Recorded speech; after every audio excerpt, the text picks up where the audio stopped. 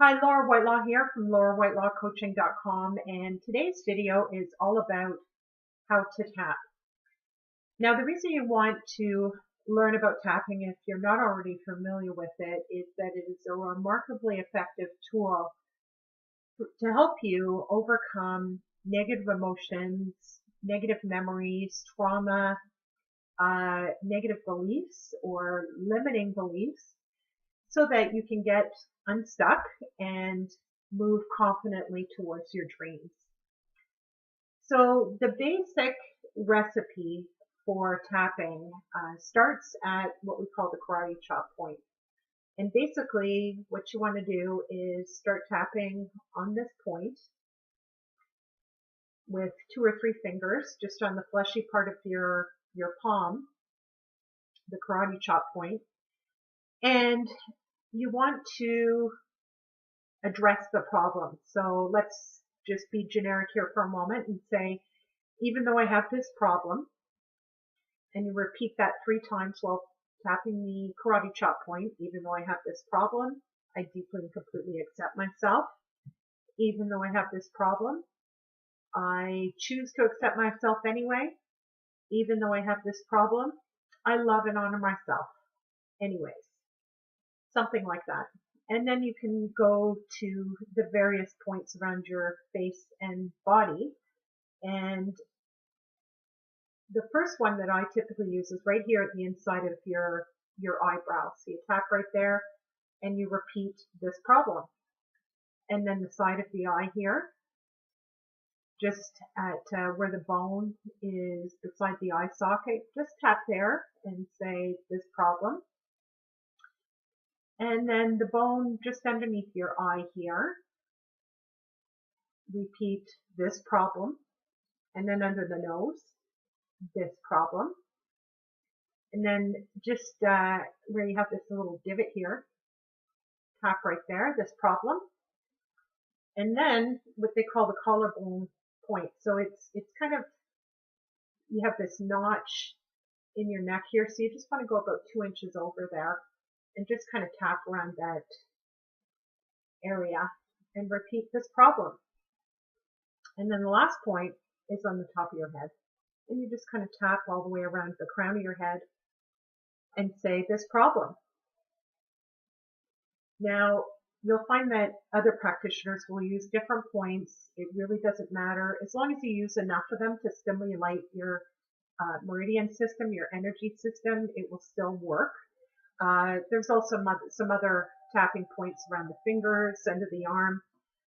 But because I'm doing this on video, I'm not going to attempt to do the underarm point or any of the other points lower down on the body because you're not going to be able to see it. But in any case, this is what a tapping sequence would look like. So let's say that you received an unexpected tax bill. It's tax season, you've got your taxes completed, and then shortly thereafter, you receive an unexpected tax bill and you're stressed out because you're not sure how you're going to make that payment. So this is what it would look like. Even though I've received this tax bill and I don't know how I'm going to pay it, I deeply and completely accept myself. Even though I'm stressed out about this unexpected tax bill, I love and honor myself anyway. Even though I've received this unexpected tax bill and I'm not sure how I'm going to make sure it gets paid, I deeply and completely accept myself. And then you go to the points. I'm stressed out about this tax bill. I don't know how I'm going to pay this tax bill. This tax bill is stressing me out. How am I going to pay this tax bill? I'm so worried about paying this tax bill. How am I going to get this tax bill paid? I have no idea how I'm going to pay this tax bill. And then you take a deep breath.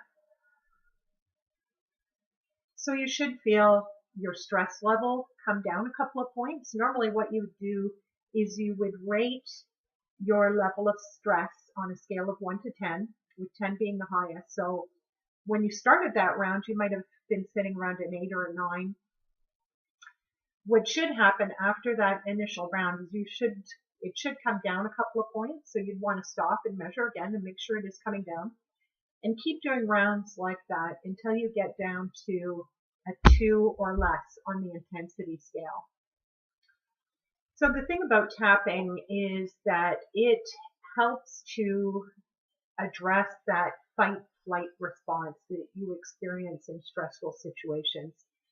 And when you're stressed out, it's far harder to be resourceful, to come up with solutions to your problems. So that's why we tap.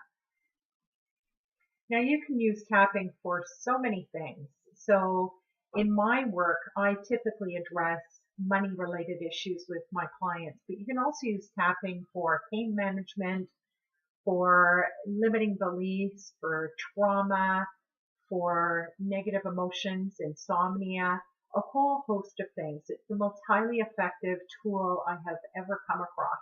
The key thing about tapping, though, is to be as specific as you can.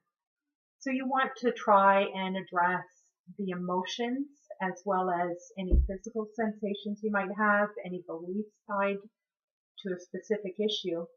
And the more you tap on a issue that's maybe keeping you stuck from a whole bunch of different angles, the more success you'll have. So I hope you found this helpful. If you want to learn more, please contact me through my website at laurawhitelawcoaching.com. Thanks and have a great day.